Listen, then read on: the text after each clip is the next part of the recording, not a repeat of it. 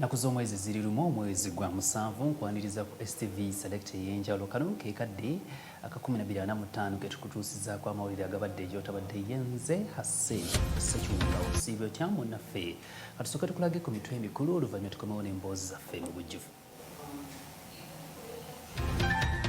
Ebikulu mu galeero emisolo emipya egyasomebwa mu bajeti ya 2022 gitandise lwaleero. Wuno munnamateeka atunnyonnyola obuufu obugirimu. Kyasobola gye accessinga nga tolina VPN. Gavumenti eggyewo omusolo gwa OTT. Guno omusolo omupya ne bwoba ne VPN tebikola. So nga ate abasuubuzi bakubidde gavumenti omulanga waakiri ssente z'obupangisa ku mulundi guno bazitusonyiwe. Mu byemizannyo ttiimu ya Express FC eweereddwa ekikopo olwa COVID-19.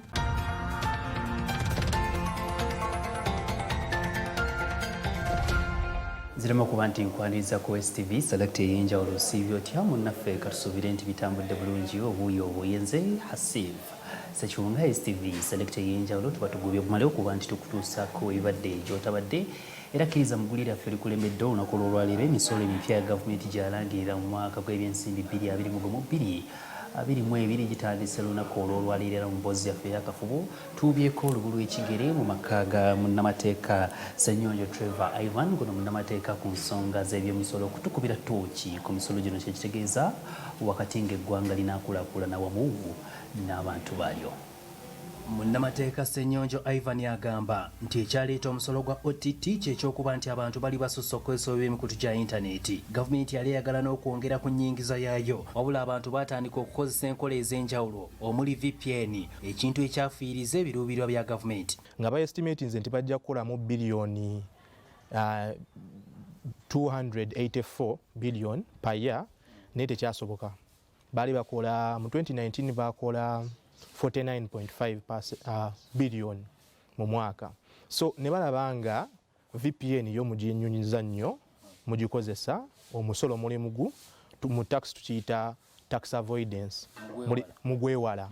So nga mugwewaze nnyo gavumenti batekola ssente. Tenga ne social media era olabye babadde basibanya abantu nti basobodde eddembe y'abantu abakulu nga babavuma ku social media.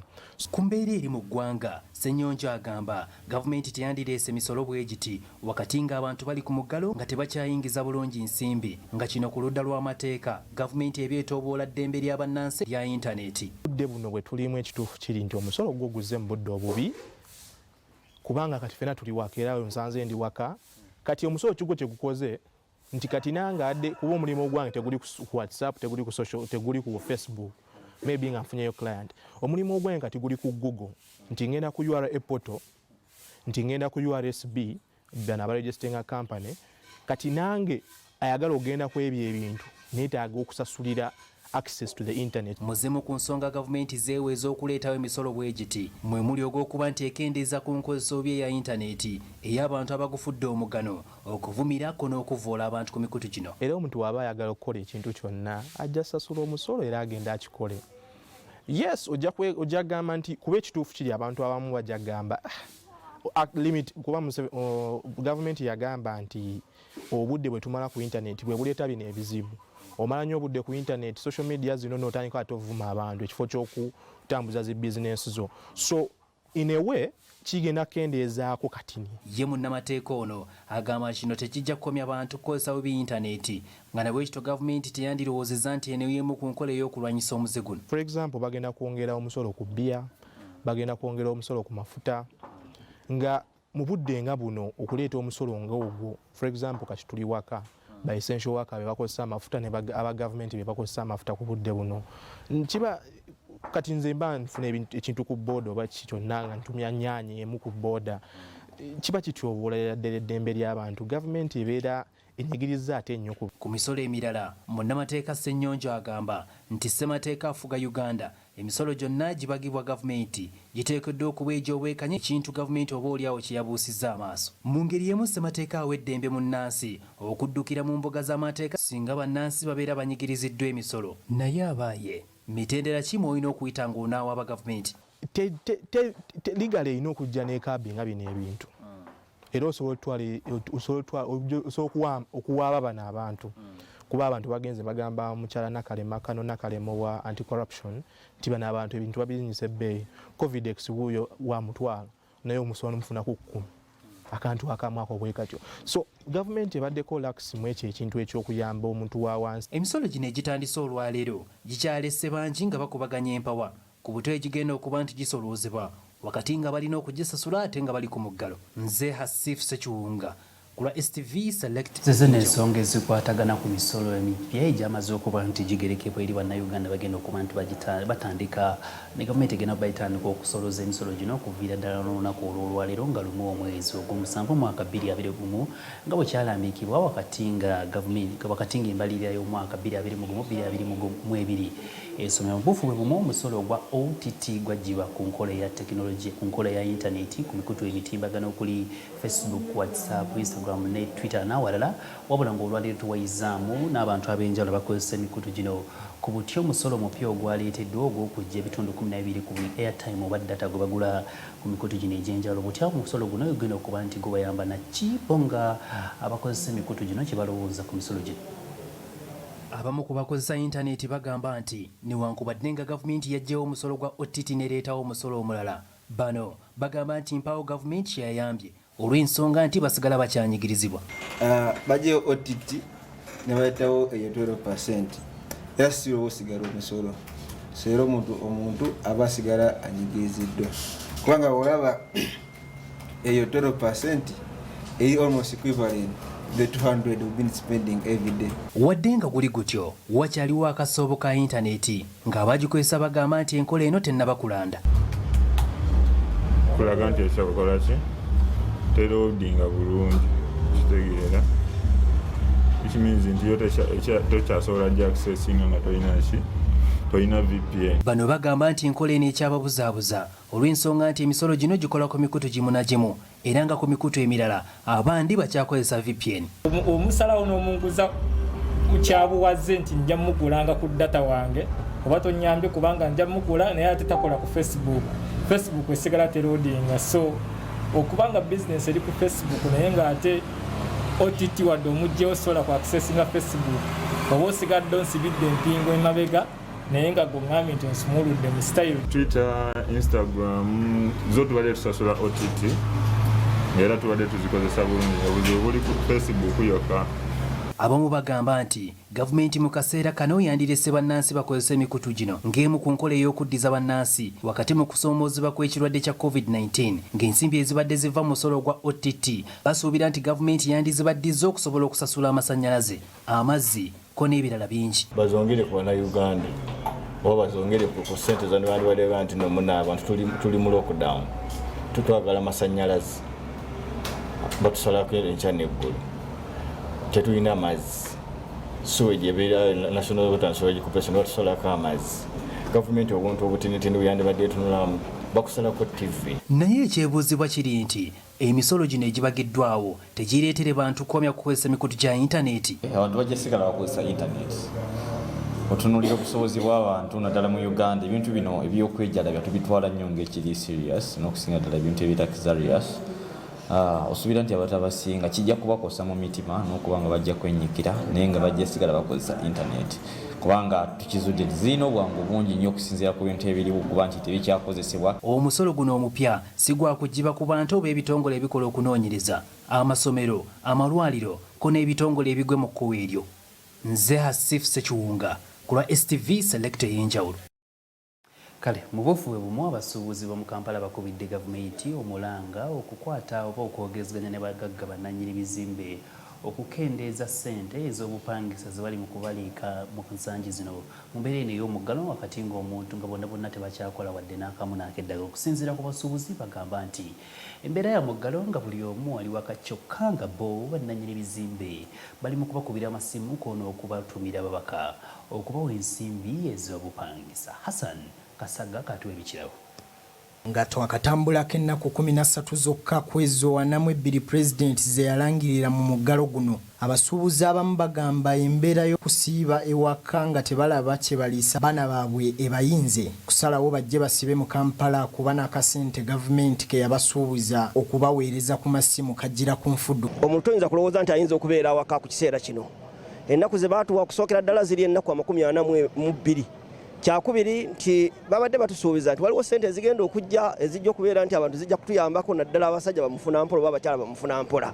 Ezo najjo tukyazirinda bulinzi zikyali mu bisuubizo okusuubira nsuubire. Wadde nga entambula zaasibibwa okuggyako ebidduka byabo abalondemu abasinga kino tekibalobera kutambula waakiri bagende okusakira abantu baabwe mu ngeri yaganaafa bagasalira essubi. Naffe twabukeereza nkokola twolekere ekibuga tulabe embeera nga bweri bukya omuggalo guno gutandika. Wabula bw'otuuka mu kibuga naddala ku nguudo ezimu oyinza okulowooza eggwanga teriri ku muggalo olw'obungi bw'abantu abeekulumulula okujja mu kibuga okunoonyeza ekinaagulira amagala y'eddiba. Okusinziira ku Eddirisa Sseggujja gwe twogeddeko naye atugambye abasuubuzi nga bwe banoonya ekyokuliisa abaana baabwe ate n'ensimbi z'obupangisa ze basuza batunula. Era basaba gavumenti wamu ne bannyini bizimbe mu kibuga basseewo enteekateeka enayamba enjuyi zombi awatali kunyigiriza muntu yenna kuba si beeteefuteefu kusasula nsimbi ng'ate tebakola. Twakisaba era gavumenti ebeere ng'ekiyinjiramu olw'ensonga nti kakati ennaku 42 bw'ozibala nti emyezi gijja kuba almost ng'emyezi 2.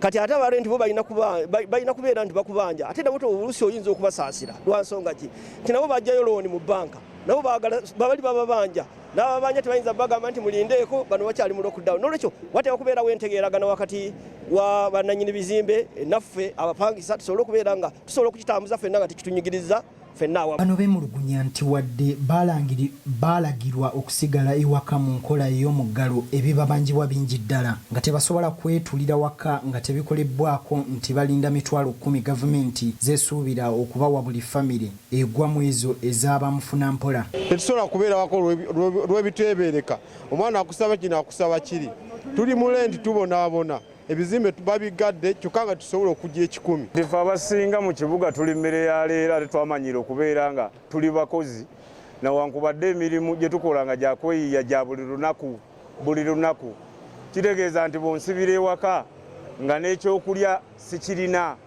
nga ne sente z'oba osuubizza nti onsibire ewaka zibeere nga ojja zireeta mu budde gwe woolirowooleze. Tubaako abaana tubaako families endala ez'enjawulo ng'ate era mu kibuga yewabadde wava obuyambi bwonna bwe tukwasaganya okuba nga tusobola olabirira abantu abo naye ng'ate ne gavumenti ekugamba sigala ewaka etali mmere etali ddagala etali kyakunywa etali kintu kyonna nti oba masannyalaze oba mazzi bagakusasulidde ate nejja eggala eno mu kibuga ffe gyetujja gye tunoonyeza kuba oggala edduuka abadde akola ku dduuka abaana ali awo. Okusinziira ku minisitule y'ebyobulamu abantu abasoma mu mitwalo 7 be bakakwatibwa obulwadde bwa COVID-19 nga ku bo emitwalo egisoba mu 5 bawonye wabula nga n'abasoba mu 1000 be bakafa ekirwadde kino.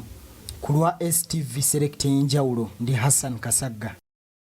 Kale zezo nno gwego omulanga gw'abasuubuzi bakukubira eri bannannyini bizimbe ko ne gavumenti okutuula bateesaganye nabo kulabika nti ku mulundi guno wakiri ensimbi ez'obupangisa zibasonyiibwa. Kinajjukirwa nti no ku muggalo gw'omwaka guli ogwa 2022 era abapangisa bakubira gavumenti omulanga okuba nti ensimbi ez'obupangisa zibanga zibakenderezwa. Katusuubire nti ku mulundi guno omulanga guno gunaaba guteebwa mu nkola wakati nga gavumenti eyingira mu nsonga eno kati nno wakati ng'eggwanga lifunvubidde okulabika nti lirwanyisa ekirwadde ekya COVID-19. Twogeddeko n'abantu ab'enjawulo ne bawa endowooza zaabwe ku butya gavumenti bwekutte ensonga eno y'okulwanyisa ekirwadde kya COVID-19 nga mubano mubaddemu ne ssenkagale w'ekibiina kya Uganda Federal Alliance Charles James Kizito ng'ono akalaatidde Pulezidenti w'Uganda lino Yoweri Kaguta Museveni n'akamutema nga bw'atakoze kimala okulabika nti alwanyisa ekirwadde kino.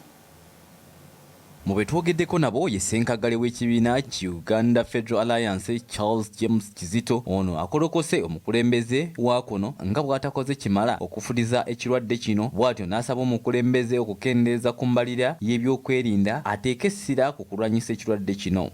Ne security tutunulira food security n'ebirala katukusaba kwata ssente ojje ku bajeti ya okugula ebyokulwanyisa ne tiya gas obiteeke mu byobulamu amalwaliro gasobola okubeera ne oxygen cylinders ezimala n'ebirala ebyetaagisa okulwanyisa COVID.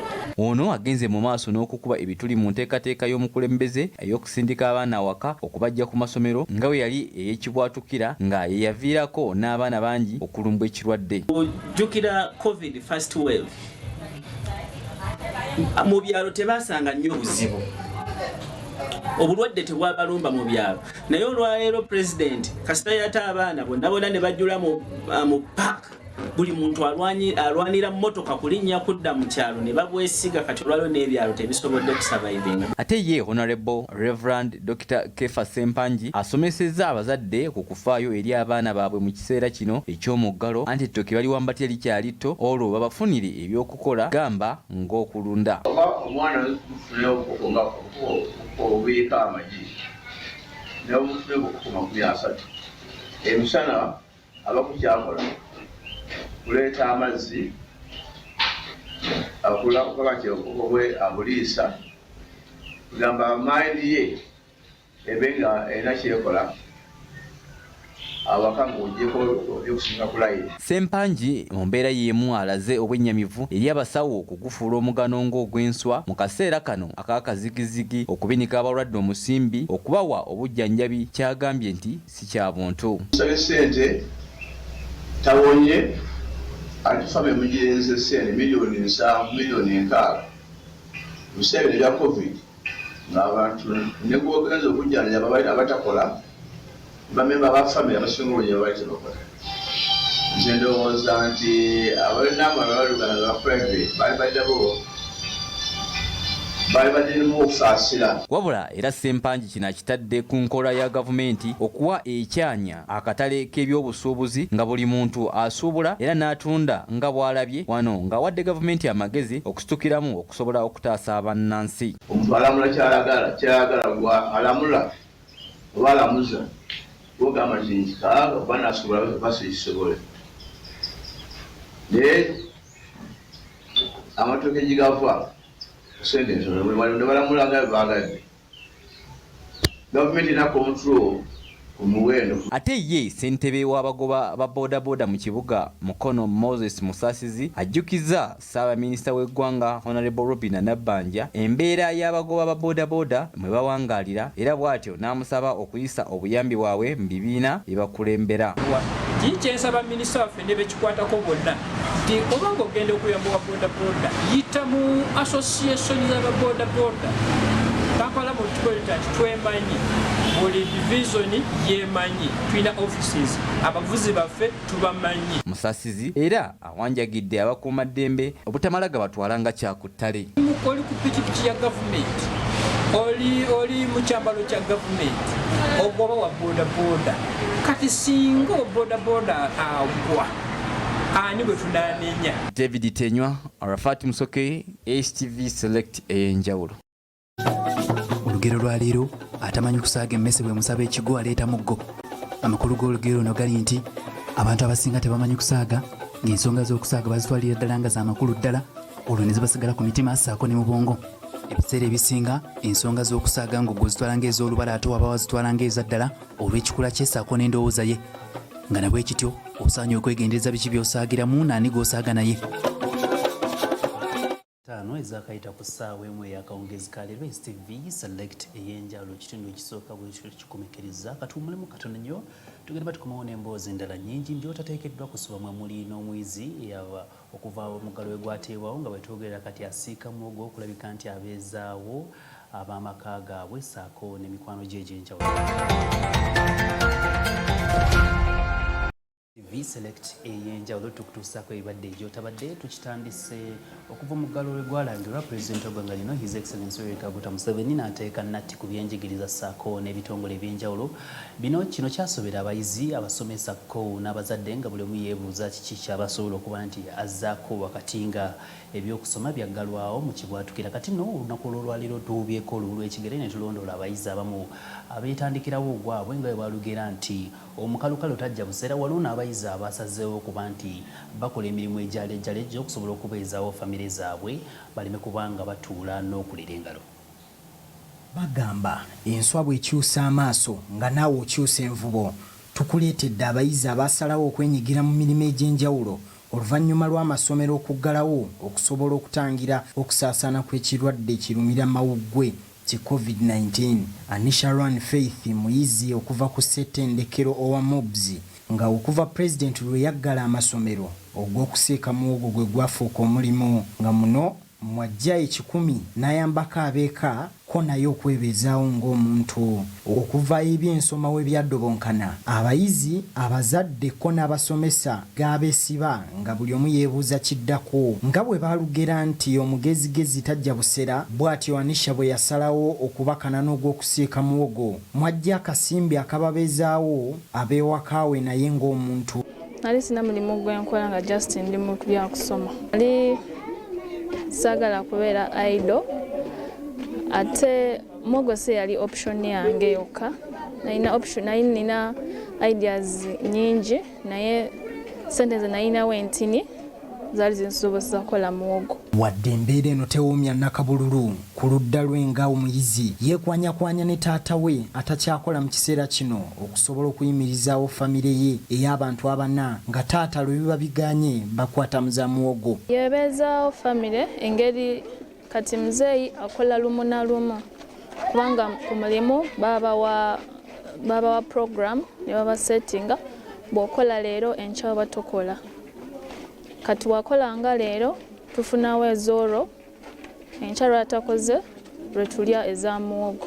Hilary Asasira yali asoma ebyamawulire ku ssettendekero ya IUIU yalemesebwa okudda e Bushenyi olw'ebisale okubinikibwa ng'akasente akali kagenda okumuzzaayo ku butakeeka ke yatandikisaamu omudaala gwa ndiizi ne munne era nga gwe gukyabakwatiridde mu kiseera kino. Ewaffe nviira Bushenyi mu Western Uganda naye olw'embeera ya lockdown gye baateekawo nali sikyasobola kuddayo waka, transport yali mungi nembalabalamu ng'obusente bwe nali nsigazizaawo nsobola obugattagatta ne mukwano gwange ne tutandikawo kano aka bizinesi koolabako omudaala. Asaba gavumenti okukendeeza ku bbeeyi y'amafuta basobole okufuna ebyamaguzi okuva mu kyalo kuba ne bwe banaddamu okusoma omulimu si wa kugusuulawo olw'amakulu agwagulabyemu. Bakendeeze ku misolo basabe balandiroodi waffe okugonzaamuko ku embeera y'amazzi, amasannyalaze kubanga ebyo byonna tuba tuspendingirako ssente. Bakendeze ku mafuta yeringa bizinesi etubeesabeesawo ate sisuubira kubanga nsobola okufunayo omulimu ng'onokusoma kuwedde nga bw'obimanyi. Nga bwe guli nti eyali alumiddwa ku musota ne bwalaba omuguwa yeekanga,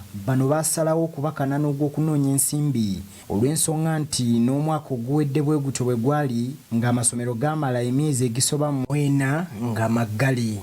Kinajjukirwa nti President Museveni yaggalawo amasomero n'entambula ez'olukale n'obwannannyini mu ngeri ey'okulwanyisa okusaasaana kw'ekirwadde ki COVID-19 okumalira ddala ennaku 42 nga twakatambulako 13 zokka.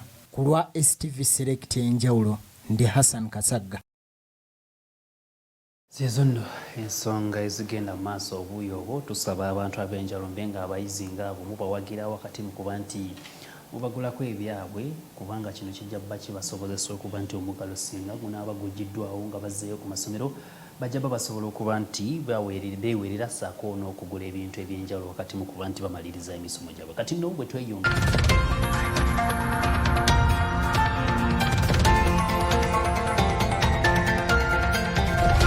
nyo tuba tuyingiddewo okulabika nti okutuusaako ebadde gy'otabadde mu nsiika ebyebizannyo STV Select Ey'enjawulo. Muno tusonyiwamu ako akakankanyemu nga omanyi ebyuma by'omuzungu bawona essaayika ya sinise kalala tubadde kyayogera nti oba smart niyanza munywanyi oba nabyamizannyo bennaakalabye yeggwe omu ku bannabyamizannyo waliwo n'omwami omu bamuyita Derrick naye obeera very smart. Kiri wano okako STV. Tandikirawo. Akawongeza akalungi mwenna abeekumiddeko STV. Ennaku z'omwezi lumu omwezi ogw'omusanvu mwaka 2021 kadde kaba kamawulire ga byamizannyo wano mawulire gaffe aga Select Ey'enjawulo gokutuusaako nze Saikasin Sekalala. Okusooka ddala olw'ekirwadde kya COVID-19 ekyeyongedde okubeera nga kyamaanyi mu ggwanga, liigi y'eggwanga ey'omupiira eya Uganda Premier League basazeewo ne bajjuwa ttiimu ya Express Square Pass Motobosa Coach Express luvannyuma n'okuwangula ekikopo kisinga obulungi kisanyudde nnyo ku saidi yange kuba neebaza technical bench yonna nga we tubadde nga tusiiba wano ne tuzibya obudde nga tulowooza kimu kulaba Express tugiwangula ekikopo n'ogizza waggulu ku ntikko. Neebaza ne executive neebaza ne chairmans ne basiiwo kuba support gye batuwa. Then ekirala mu bulamu bwange kirungi nnyo kuba ebbanga li Express lyebadde erudde nga tetwala kikopo ze nakoma okubeera wano nga assistant coach ne coach Simbwa nga tututte ekikopo kya liigi nkomyewo nga head coach. Endako ebweru eggwanga nga tuvudde mu mboozi ya club ya Express abawagizi bayo bonna mu eggwanga muyogeyoge okuba nga ttiimu yammwe yawangudde ekikopo kyayo eky'omusanvu mu byafaayo okuva mu mwaka gwa 1958 club enetangibwawo olw'okuba nti batandika okuwangula ekikopo kyabwe kyasooka mu mwaka gwa 1974 kiba kitegeeza balina ebikopo 7. Express Square Pass Motomoto abawagizi yonna mu ggwanga muyogeyoge. Bwe tugendako ebweru eggwanga club ya Phoenix Suns enono ngezanyira mu liigi y'eggwanga eri Amerika y'ensero eya NBA yeesoze omulundi gwayo gwasoose empaka ez'akamalirizo oluvannyuma lw'okukuba ttiimu eyo eya Los Angeles Clippers mu muzannyo gwa Western Conference ogubaddewo ekiro ekikeeseza olunaku olwaliro. Katufune emboozi eno okuva ebweru w'eggwanga. Webale nnyo okuba nti obadde mulabi mulungi wa STV Select Ey'enjawulo okuviira ddala gye twatandikidde n'okutuusa kaakano nga tumaliriza. Saika Sini emboozi esinza okukwata abantu omubabiri olunaku olwaliro y'emboozi ya OTT omusolo omupya ogwaggiddwawo baggyewo OTT ne baleeta omusolo omupya ogwa 12% oba ebitundu 12 ku buli 100. Wabula omusolo guno ekisinza okuba nti kikubaganya abantu empawa kye ekyokuba nti OTT wali osobola okusasula olunaku oba okusasula wiiki yali zalinga 1,400 olunaku zalinga 2,000 omwezi olunaku zalinga 2,000 omwezi kalinga 6. Naye ekisinga okuba nti kyewuunyisa ku mulundi guno omusolo omupya guno gwe baleeseewo tomanya nti bw'ogula airtime nga bakutema kati enamba yo tebera registered nti oyasasudde ogwaleero boddamu n'ogula airtime era nga bakutema ze zimu bw'ogula data nga bakutema ze zimu kati omuntu akubakuba amasimu agenda ku internet olunaku ng'asobola okukozesa nusu 6 kati oba osasudde omusolo emirundi 6 buli lunaku okirowoozaako kigwe nga Munnayuganda. Okusooka ddala nze nga Munnayuganda nze nsuubira bonna abali mu gavumenti ne gavumenti tulina bingi ebigenda mu maaso mu ggwanga. Kano ke kandibadde akaseera okweterako OTT. Abantu babonabona Covid-X yazze eddagala linayo ya bbeeyi, abantu bali ku muggalo, abantu balindirira kasente kano oba biliyoni 5.4 oba okulaba nti asiifu naawe olimba wejjere bannamawulire ababooda abatakisi ab'obutale okumenya abantu bonna abagwa mu biti ebyenjawulo. Abantu bingi nnyo bigenda mu maaso.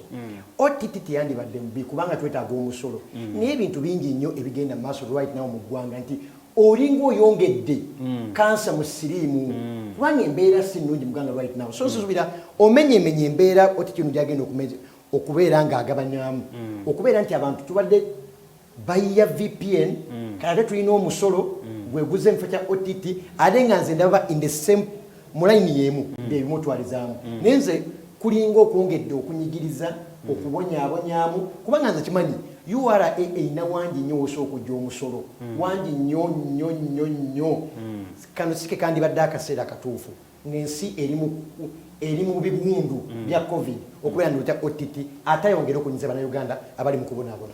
Obadde mulabi mulungi owa STV oyina endowoozayo omusolo guno guleese okukubagana empawa mu bakugu ab'enjawulo ne bannabyaemizannyo oyo Saika Sini alina kyatuwadde ku ndowooza eyo. Gavumenti tugikubira omulanga okuba nti ensonga eno egitunulamu n'eriiso ejjogi. Obadde mulabi mulungi okuviira ddala gye twatandikidde n'okutuusa kaakano nga tumalidde. Tetusobola butakusiima oli wa bbeeyi okukira essente. Yenze Hasif Sekiwunga ne munange Saika Sini Sekalaala. Sula bulungi, wiraba.